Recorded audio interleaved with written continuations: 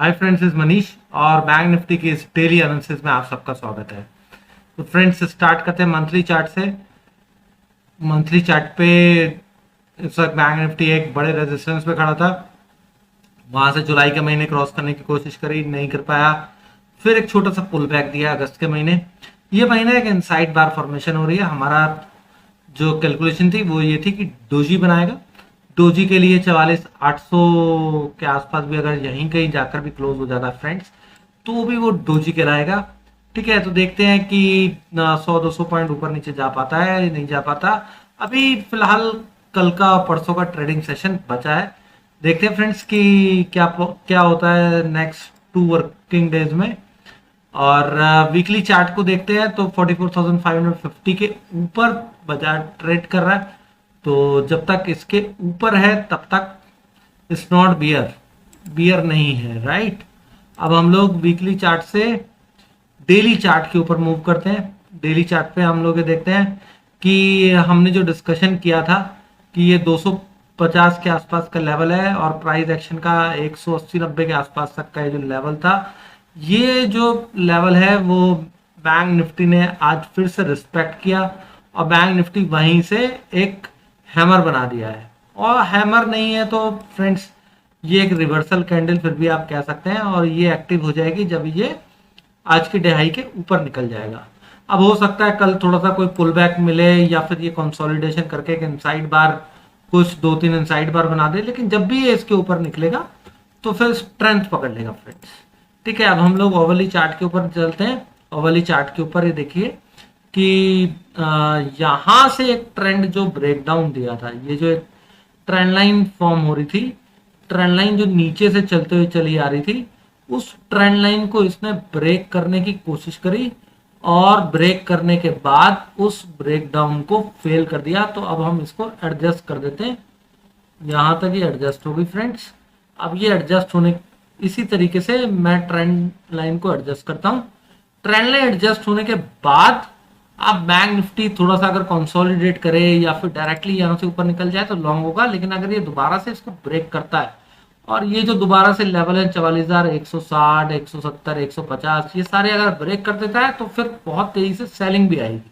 ठीक है, ट्रेंड अभी तक क्या है, ट्रेंड अभी तक बियरिश है। ये नीचे गया, फिर थोड़ा सा पुल बैक दिया, फिर नीचे गया, फिर यहाँ फिर नीचे गया।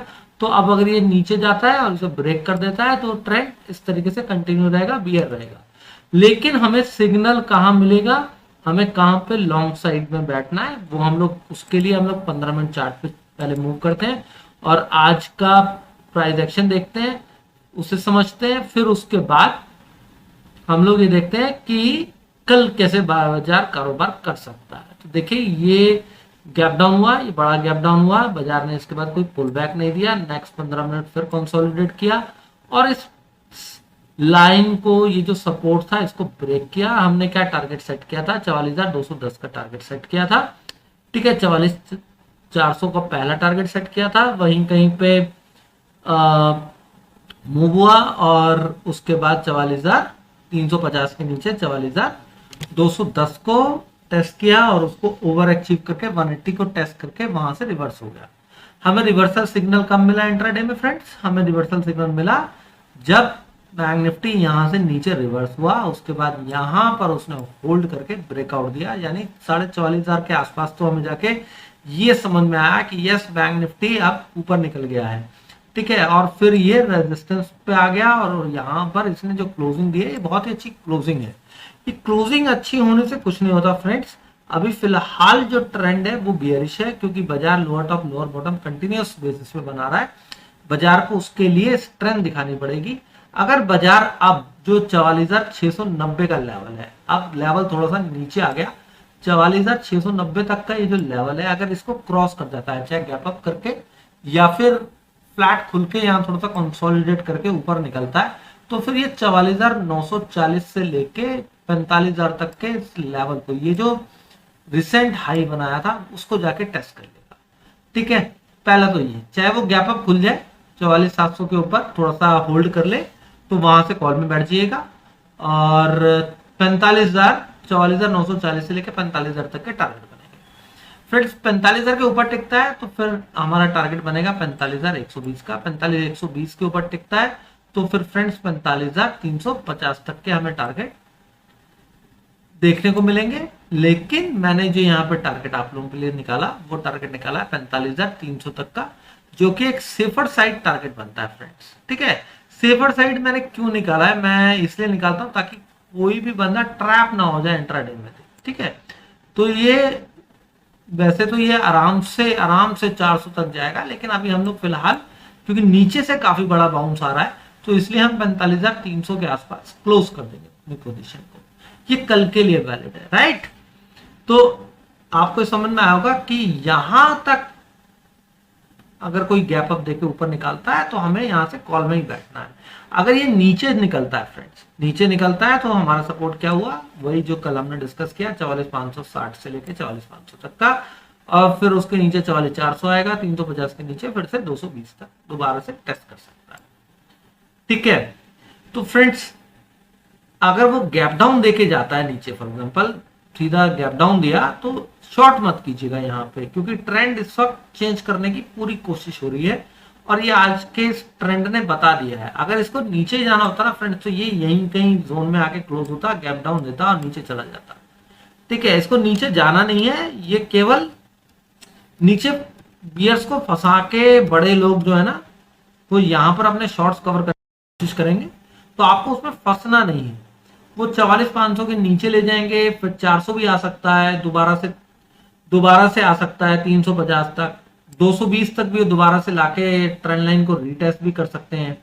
ठीक है, तो उसमें क्या होगा फ्रेंड्स, वहां पे आप बाइंग अपॉर्चुनिटी देखिए। इंट्राडे में आप शॉर्ट कर सकते हैं, मैंने आपको पहले ही बोला 44,500 के नीचे थोड़ा सा वीक हो जाएगा, 44,400, 350 के नीचे 220, जो एग्जैक्ट लेवल कल के थे वही लेवल दोबारा से एप्लीकेबल हो जाएंगे। उसके यहां पे आपको शॉर्ट कैरी नहीं करना है। ठीक है, हमें लॉन्ग ही करना है, राइट। अंडरस्टैंड क्यों करना है मैं बताता हूं। देखिए ये इतना बियरिश ट्रेंड था, उसके बाद धीरे धीरे धीरे धीरे बैंक निफ्टी नीचे आता चला गया।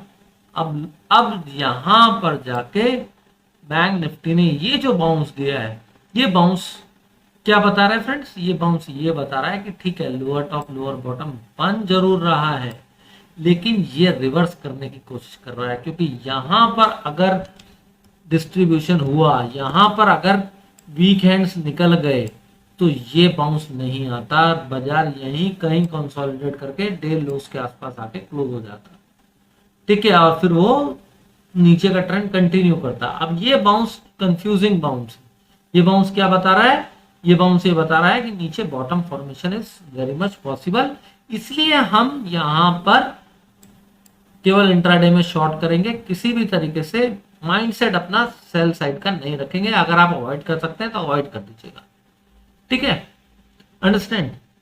तो आई होप कि आपको एनालिसिस समझ में आई होगी कि शॉर्ट साइड में को थोड़ा सा अवॉइड करना है, लॉन्ग साइड में कोशिश करनी है।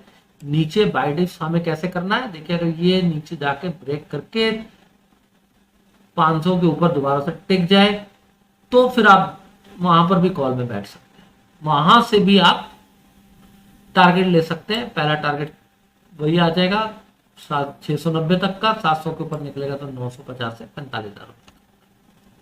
ठीक है, ये इस तरीके से मूव कर सकता है। तो आई होप कि आपको समझ में आया होगा कि ये रिवर्सल देने की कोशिश हो रही है। अगर रिवर्सल आता है तो हमें रिवर्सल प्ले करना है, यहां पे शॉर्ट साइड में कॉशियस रहना है। ठीक है, क्योंकि अगर फॉल आना होता तो ये कंसोलिडेशन के बाद आ गया होता।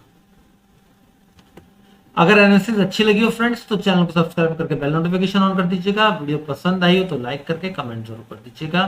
Thank you very much friends.